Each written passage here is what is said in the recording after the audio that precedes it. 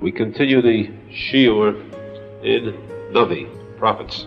The Navi called Shoftim, leaders or judges of the Jews. The next leader was Yoir Hagilodi.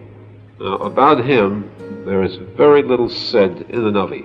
Yet this one sentence bears explanation. The Torah says that Yoir Hagilodi led the Jews, ruled for a period of 22 years.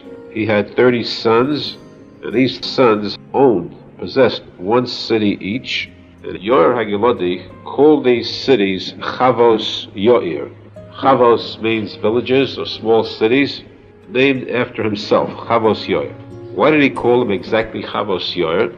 The Gemara says because he possessed the same name as a very famous person who lived in the time of Moshe Rabbeinu. His name was Yoir ben Menashe.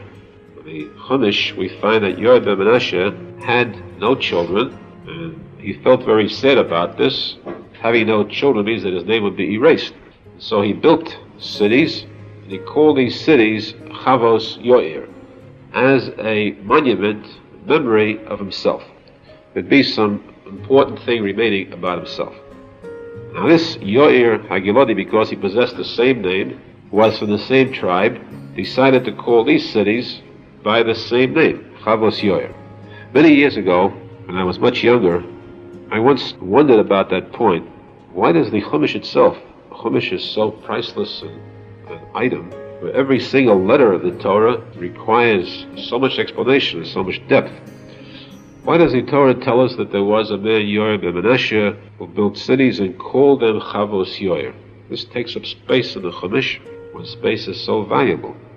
There must be a vital lesson there.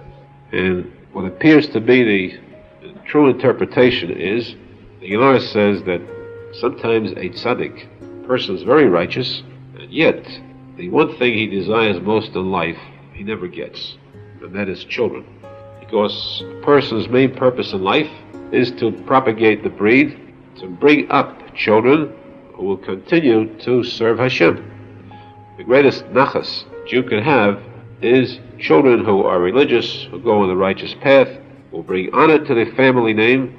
And if this nachas is an item of which a tzaddik is deprived, he feels very sadly. Therefore, the Gemara tells us, the Yerushalmi says, that the toldos means the generations of the offspring of tzaddikim. What are the true toldos of tzaddikim? Not just children, but their birth. They give birth to, most important moral lessons for the sake of their children and the following generations. And these toldos of tzaddikim, the Gemara says, are Torah u'mitzvos, Torah u'maaseh tov, hein zichronon. These are in memory of these tzaddikim. They leave these as a memento of themselves for all future generations. Now here the Torah teaches us that Yoir ben Menashe was a very great tzaddik. He had no children, but he did leave over something as a memory to himself, a lesson for all future tzaddikim. He left over Chavos Yoir. This stands for his name. Chavos Yoir, though, is B'gematria 635, which means the zichron of tzaddikim is Torah and mitzvos.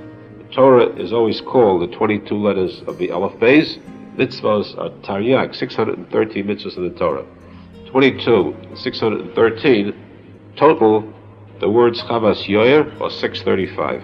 This is what Yoir ben Menashe meant when he called these cities Chavos Yoir, to show that though he has no children, he leaves behind him for the sake of others the Torah and mitzvos that he taught during his lifetime.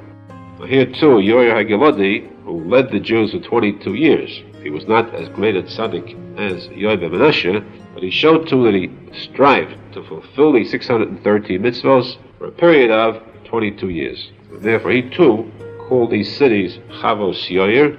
The gematria numerically it amounts to 635, a total of 22 and 613.